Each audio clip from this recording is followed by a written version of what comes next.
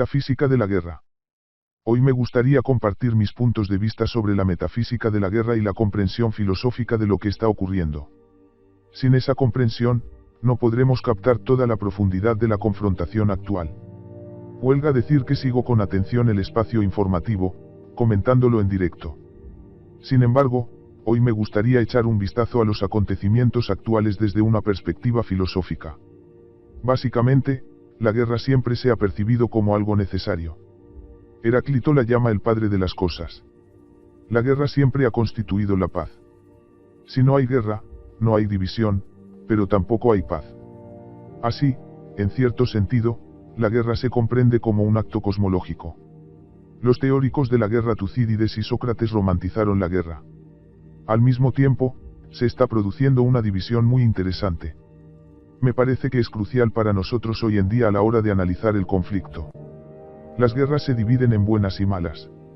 Las buenas guerras son las guerras contra un enemigo exterior.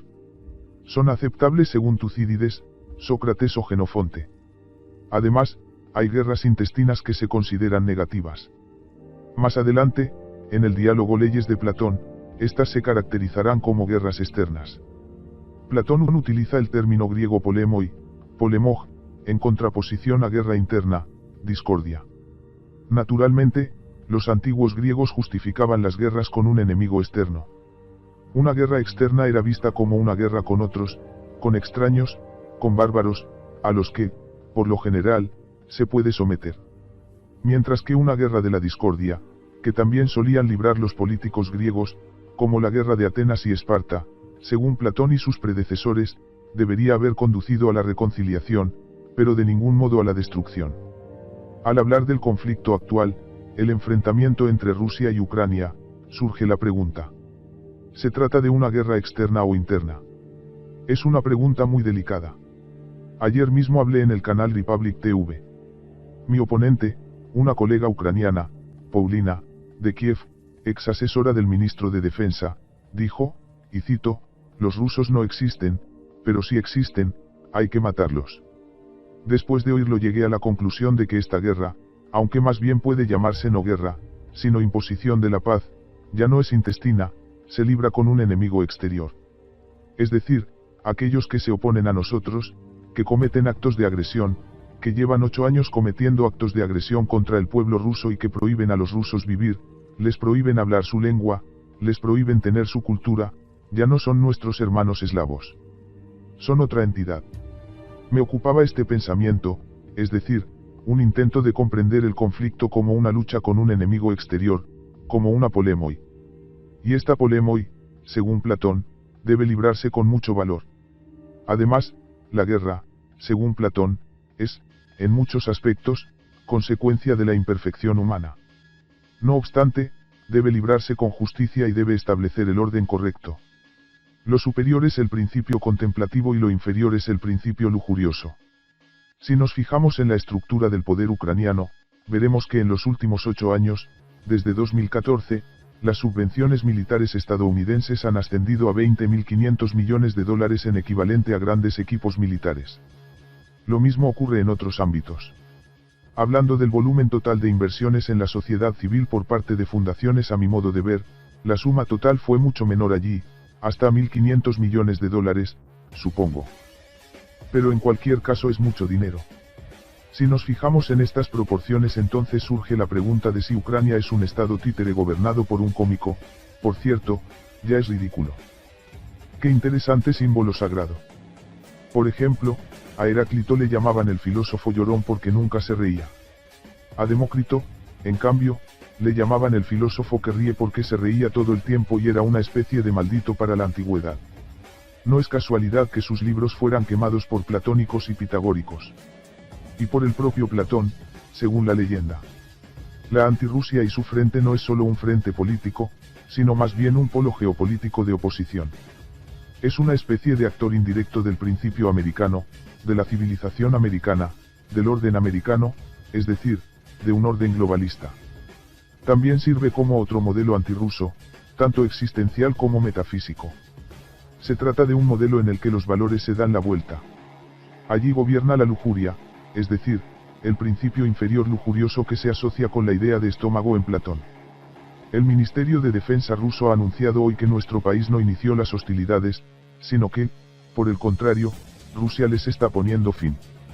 Y el fin de estas hostilidades es, en realidad, el restablecimiento de la justicia.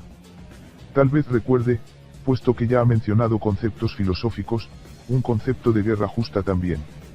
Se aplica en este caso. Y por cierto, esta guerra justa es tomada como argumento por muchos neoconservadores a la hora de llevar a cabo operaciones militares en el mundo. Fíjense en lo diferente que actuamos. Se limitan a reducir a escombros todos los barrios, como hicieron en Irak. Bombardean en masa zonas residenciales y no residenciales. Sus empresas militares privadas disparan a civiles. Por el contrario, nosotros actuamos por el bien de los vivos. A pesar de los equívocos y los errores, a pesar de que el pueblo ucraniano quedó fascinado e incluso hipnotizado por la narrativa, un logos diferente, que le es ajeno, las fuerzas de paz rusas no los quieren muertos. Todo el mundo dice ahora que esta operación debería haberse completado en un día. No, no debería. Porque es un proceso muy complejo. Sin embargo, en general, vemos que los rusos se comportan muy humanamente al establecer este orden sagrado. No en la forma en que opera el principio lujurioso. No cometiendo crímenes de guerra. En principio, estos son los puntos principales que quería compartir con ustedes.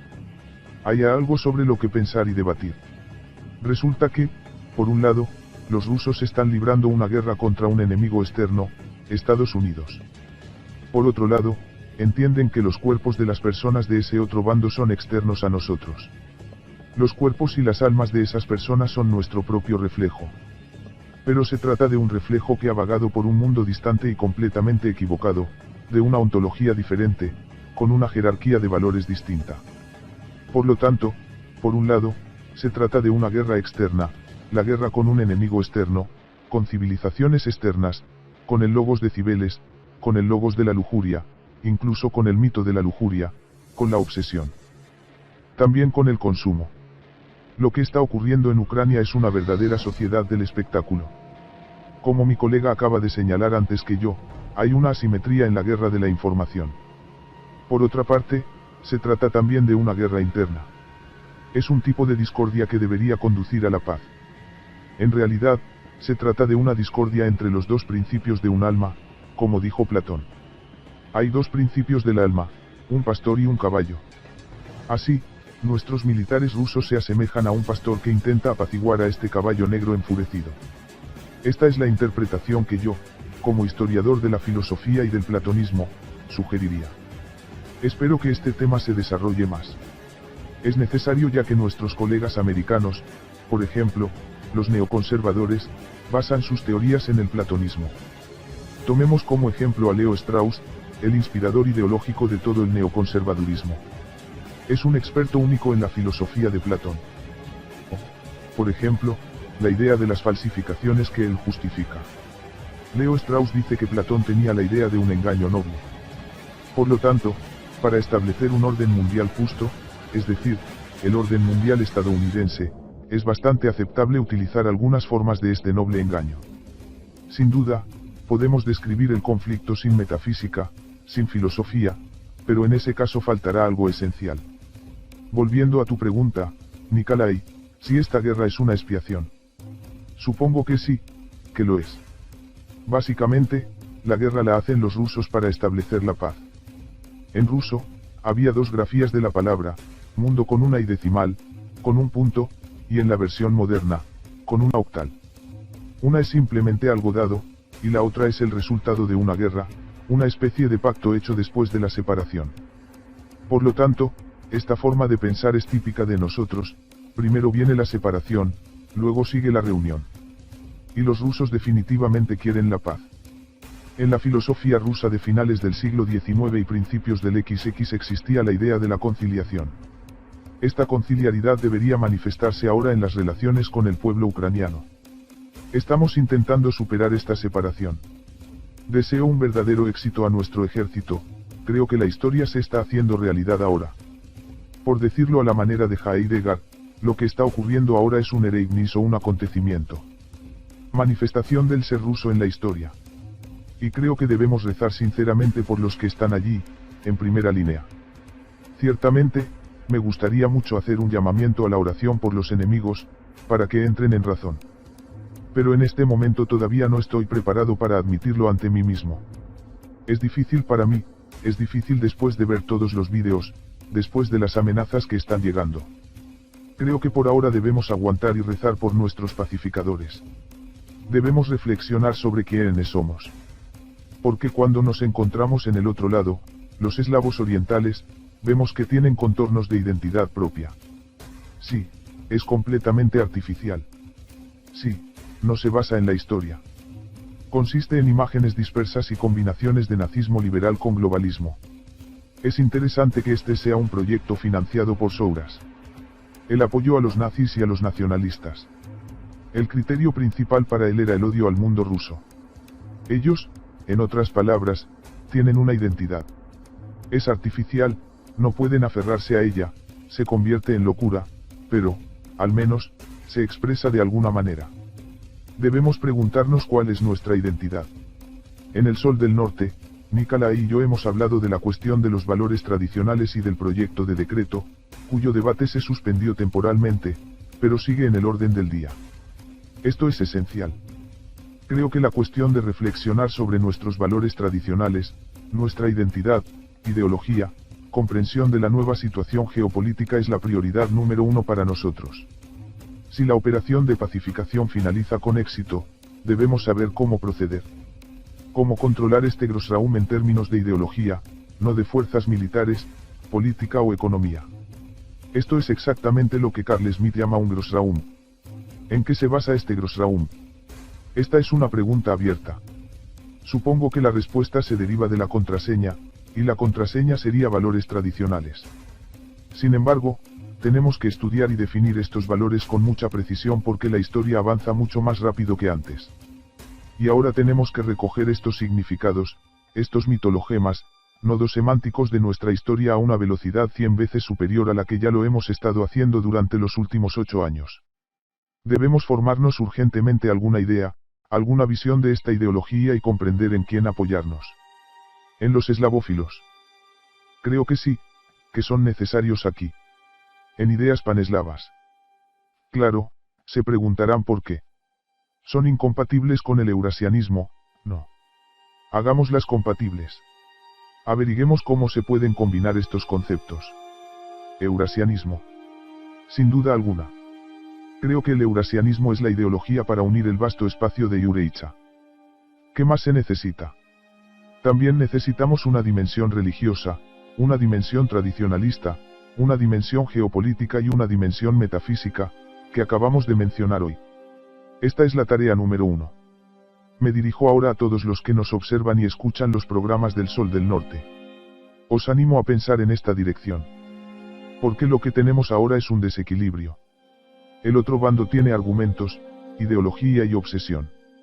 Y nosotros también lo tenemos todo. Pero no se manifiesta de la misma manera.